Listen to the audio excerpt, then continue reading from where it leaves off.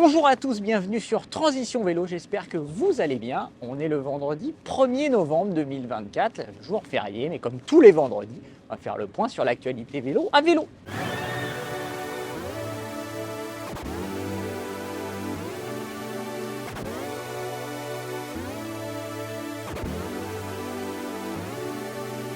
Alors avant de commencer, n'oubliez pas de vous abonner à la chaîne, on a toujours besoin de vous pour vous proposer toujours plus de contenu et de vidéos sur le vélo. Aujourd'hui, on commence avec le fabricant Mahle qui vient de dévoiler son nouveau système Mahle XS.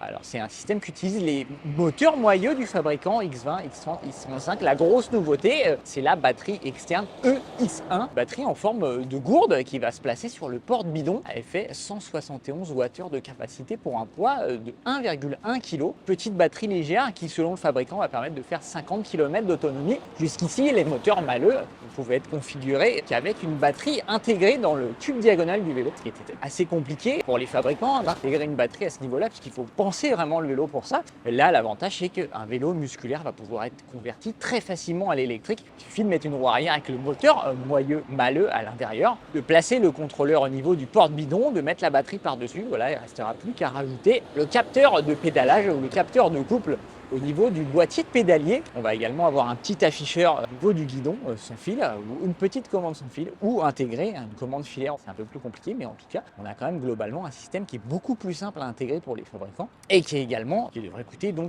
on l'espère, beaucoup moins cher qu'une batterie intégrée dans le tube diagonal. Voilà, l'avantage aussi de ce système, c'est qu'il va permettre à Mahle de proposer pourquoi pas des kits d'électrification, comme on a l'habitude d'en voir, puisque ça devient quand même assez facile à intégrer. En tout cas, on a hâte de tester ce nouveau système Mahle XS. À côté nouveau produit, on a également l'entreprise Daysaver, spécialisée dans les multi-outils, qui a présenté son Incredible Pump, littéralement la pompe incroyable. C'est une pompe très compacte qui va être déclinée en version 40 cm3, 40 centilitres et 80 centilitres. La première ne fait que 12 cm de long pour 80 grammes.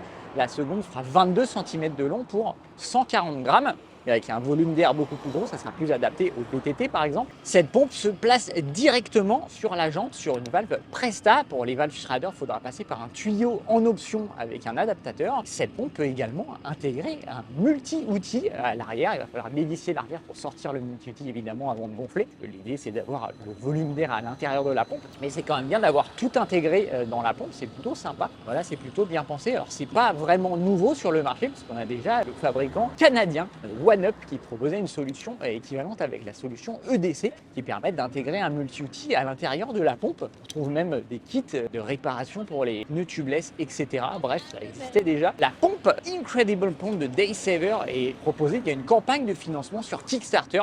Il faut compter quand même environ 75 € pour le petit modèle et 95 ou 96 € pour le grand modèle. Ça ne sera pas livré avant avril 2025. La plateforme de vente de vélos d'occasion Bicycle s'intéresse aux composants et aux pièces détachées, puisqu'il vient d'ouvrir une rubrique pour les composants et les pièces détachées. Content de proposer pas moins de 25 000 vélos d'occasion en Europe ou aux États-Unis. La plateforme maintenant va proposer des pièces détachées et ils nous disent que le marché des pièces détachées devrait représenter un chiffre d'affaires de plus de 12 milliards de dollars en 2024 et devrait doubler d'ici 10 ans. C'est un gros marché. On a été faire un tour sur le site de Bicycle et effectivement on trouve de très bonnes occasions, surtout sur les composants haut de gamme, puisqu'on peut trouver des groupes ou des dérailleurs haut de gamme à moitié prix sur le site. C'est plutôt pas mal. Alors attention quand même à la provenance, puisque c'est quand même un site avec une grosse présence aux États-Unis. On a pas mal de composants qui viennent quand même de l'autre bout du monde. Si vous voulez rester un peu plus local, on a Biked qui est spécialisé aussi dans la vente de vélos d'occasion, qui fait également vente de pièces détachées et les pièces proviennent majoritairement de France et plus généralement d'Europe. De plateformes qui permettent, si vous voulez faire des affaires et si vous voulez mettre à jour votre vélo à moindre frais, c'est plutôt pas mal. Côté test, j'ai testé le vélo électrique Longtail LT2S de Booz Cycle. Un vélo électrique quand même bien équipé et bien placé en termes de prix, mais qui manque un peu de confort. Là, je vous en dis pas plus parce qu'on a publié une vidéo complète sur le sujet sur notre chaîne YouTube. De son côté, Mathieu a testé le compteur GPS Garmin Edge 1050, le modèle le plus haut de gamme du fabricant américain, avec un écran l'écran, c'est le premier modèle a été équipé d'un écran LCD, voilà, très lumineux.